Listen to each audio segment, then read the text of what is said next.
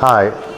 So I'm going to talk to people today a little bit about the situation in Portugal with regards to golden visas and property prices and this kind of stuff. In Portugal, there's some anomalies that we've noticed in the rental market and the property ownership market. Surprisingly, 80% of people own their own property. It doesn't mean that everybody who's working owns their own property, but it means that people are living in owner-occupied homes. One of the things that we've noticed is that younger people move out a lot later, so they're living with their parents longer, because the general view is that they want to buy their own properties rather than rent.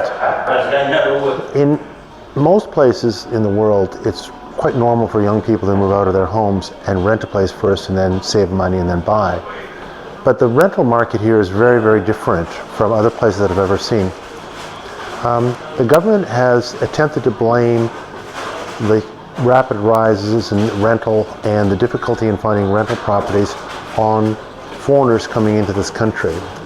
And the general consensus is that that has only affected property and rents by about 2%. In reality, there's two more fundamental problems that people face in Portugal.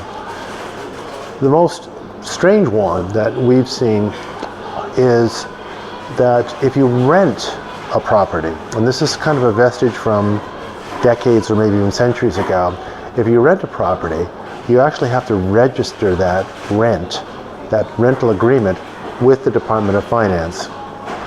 And not only do you have to register it with the Department of Finance, but then you have to pay 25% to the Department of Finance.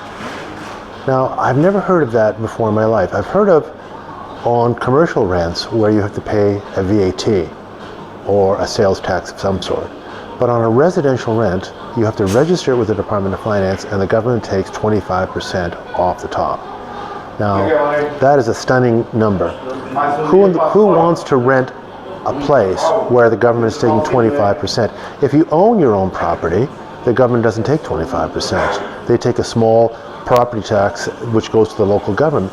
But the central government on rental property takes 25% off the top of rental properties. That's a stunning number. The second thing that is a problem here in Portugal, and is equally as difficult, is that even if you find somebody to rent your property having to pay 25%, if they choose not to pay the rent, it takes up to 5 years or longer to get the courts to evict them. You can't simply go and get it and give them an eviction notice and go to some sort of rental office and get them to be removed. You actually have to apply to the courts on multiple occasions and seek to have them removed by the court. And only then, if the courts agree, can they be removed. If there's children living in there, it's almost impossible. It's almost impossible. You have to wait till the children grow up and become adults before you can even evict them. So these two strange anomalies in Portugal create huge problems in having an ordinary rental market. And we've seen in Lisbon, property prices have gone up by 30+% in the last year.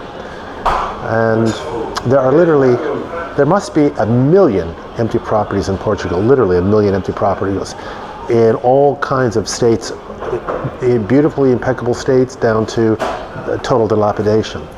And these properties are sitting there empty. And the reason why they're sitting there empty is that people simply don't want to rent them out.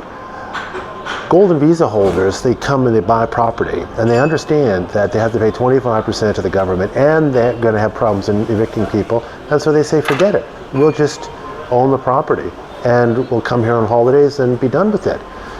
And that's what's creating this problem in Portugal. It's not foreigners who are creating the problem in Portugal. It's very, very archaic government laws that have destroyed the rental market. These are kind of vestiges of strange socialist ideas of how an economy should go and everybody behaves nicely and all this kind of stuff.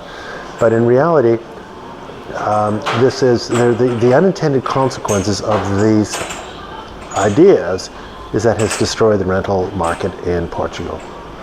Thank you very much.